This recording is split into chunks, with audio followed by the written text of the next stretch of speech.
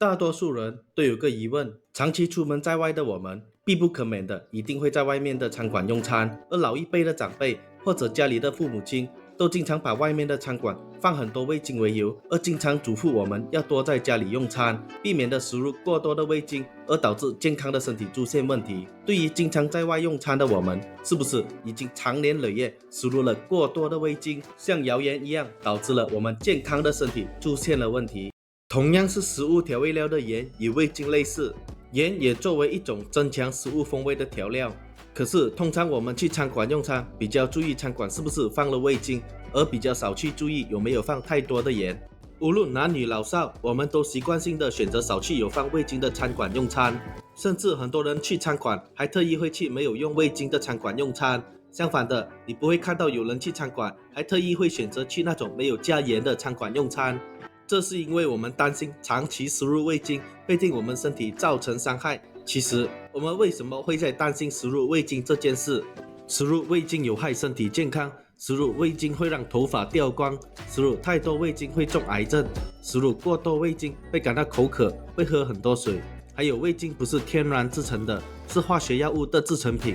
其实这些谣言是真的吗？味精真的有害我们的身体健康吗？反倒是盐，为什么几乎没人在乎是不是在日常用餐习惯中摄入了过多的盐？首先，大家害怕味精是因为对它有一点误会。味精是一种谷氨酸钠，一种非常常见的调味料，具有增强食物鲜味的作用。然而，一些误导性的谣言使得人们对味精产生了恐惧。科学研究并没有发现味精可以引起严重的健康问题。欧洲食品安全局等权威机构已明确表示，适量使用味精是安全的。世界卫生组织、美国食品药品监督管理局和欧洲联盟都表示味精是安全的。事实上，发明味精的国家日本，他们的国民也常常加味精在他们的料理里面。虽然常常摄入味精，可是日本还是全世界最长寿的国家之一。那么，味精对人体有害是不是个不攻自破的谣言？其次，对味精的担忧还与一些人对现代饮食和食品加工的不信任有关。现代人饮食习惯趋向便捷和快速，食品加工过程中常常使用各种添加剂来提升口感及延长食品的保质期。人们担心这些添加剂对健康可能造成潜在的危害，而味精作为一种在全世界都广泛使用的食物添加剂，也成为了大家关注的焦点。另外，一些餐厅通常宣称自己没有使用味精，所以聪明的各位不要被某些餐厅讲我们不使用味精，而觉得味精是其他餐馆里味道浓郁的罪魁祸首。事实上，味精只是一种增味剂，就像盐一样，味精并非导致食物味道变好的唯一因素。中餐的美味还源于丰富的香料、烹饪技巧及新鲜的食材。关于味精传得最广泛的谣言，莫过于食入过多的味精会造成脑损伤及让人掉头发。其实，这个说法并没有任何科学根据。那么，这个谣言是如何开始的？在20世纪60年代的一项研究中发现，味精这种增强风味的物质被实验数据显示会造成实验老鼠的脑损伤，但是在这项实验中，这种物质是直接大量注射到小老鼠体内，是用针管注射，不是喂食。可是自从那时以来，味精的臭名便扩散开来了。正如大家所经历过的一样，有些人会像避瘟疫那样避免去使用味精的餐馆用餐。随后，研究人员进一步研究，并把研究设计得更全面，参与的研究人员也更多。实验发现没有太多科学证据显示摄入味精的人会出现不良反应，所以味精也获得了美国食品药品监督管理局 FDA 的公认安全称号。根据美国化学学会 ACS 的说法，某些食物天然中存在的谷氨酸与味精中的谷氨酸相同。虽然有不同种类的谷氨酸，但身体代谢消化所有的谷氨酸方式都是一样的，无论它来自哪里。我们人类从平常吃到的食物中摄取的谷氨酸是味精的20到40倍。反而，味精和食盐都含有钠，虽然钠是人体生存所需的矿物质，但摄入过多的钠可能会导致高血压，增加患心脏病和中风的风险。不幸的是，大多数人摄入的钠过多，而他们并不意识到，因为钠隐藏在许多加工食品中。你只需要翻看几瓶调味品或常吃的加工食物，就能了解到这些食品含有多少盐分。好消息是，味精的钠含量比食盐少2/3，因此，如果你想减少钠的摄入量，选择用味精调味可以帮助你减少钠的摄入。所以，从这一点上看，味精反而比盐对你身体比较好，因为味精的钠含量比食盐少2/3，减少了心脏病和高血压的几率。还有的谣言造谣食入过多的味精会中癌症，我翻查了一下，这主要来源于一个流言。味精化学名称为谷氨酸钠，当加热到120度以上时，可能会产生焦谷氨酸钠，而这种物质不仅有毒，还是致癌的罪魁祸首。这个说法的前半句的确没错，谷氨酸钠加热到120度以上时，确实会产生焦谷氨酸钠。但焦谷氨酸钠对人体是安全的，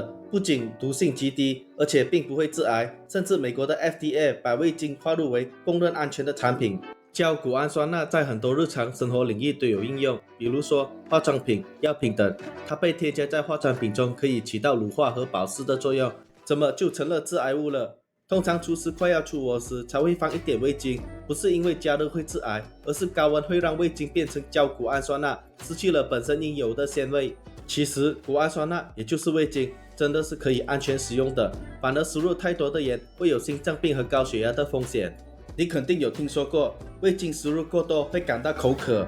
其实人们抱怨的许多症状包括口渴，可能源自食物中的其他物质，这些食物往往经过加工，且含脂肪油多，而且很大可能盐才是那个重要的触发因素，因为通常含有味精的食物也含有很高成分的盐含量。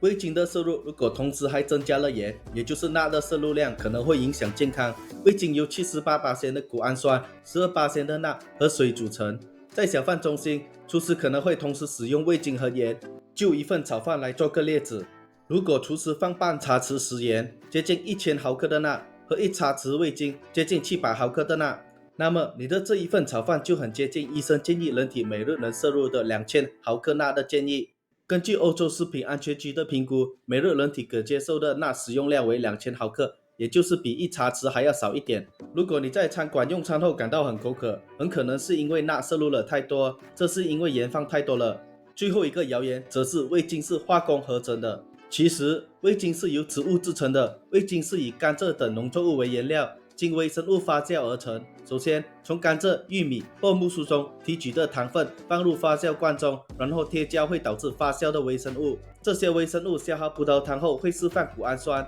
通过中和慢慢的转化为含有味精的液体，然后将该液体脱色和过滤，得到纯味的液体，再使用蒸发器让这个纯液体结晶，并将晶体干燥，以产生最终的产品味精，也就是谷氨酸钠。其实除了味精、谷氨酸钠这种成分你每天都会吃到，它存在于大量的天然食物中，根本不用担心你的生命安全。为了消除与味精相关的负面印象，味精大厂 Ajinomoto 将产品标记为天然和安全的，并宣传它作为降低钠摄入量的替代品。你可以在成分列表中找到它，标志为 E621。而生产谷氨酸钠，也就是味精，已经是一个很成熟的技术了。味精的核心工艺是发酵的过程，而不是大家想象中的人工合成。现在发酵的原料比较多用到的是大家更为熟悉的淀粉或者植物糖，用这些天然植物发酵生产，不但造价便宜，产量也大。这个也是目前生产味精的方法。味精的生产本质上和很多人常常用的酱油、醋这类调味料是一样的，都是天然食品的发酵过程演变而来。所以我们要正确对待味精，为此我们需要树立正确的科学知识和以客观的态度来看待味精。